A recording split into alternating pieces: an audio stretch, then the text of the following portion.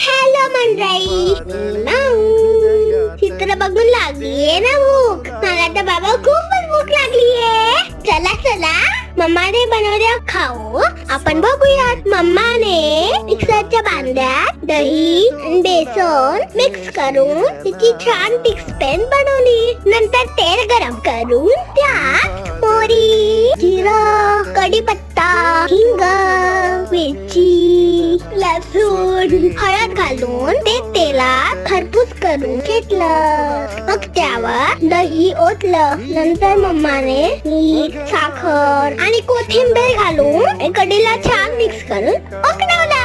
हा किती beautiful yellow colour आहे. I love yellow colour. आणि येलो कढी, मला आंबट गोड कढी गरम गरम भातावर खायला खूप आवडते. तुम्ही पण नक्की बनवून खा.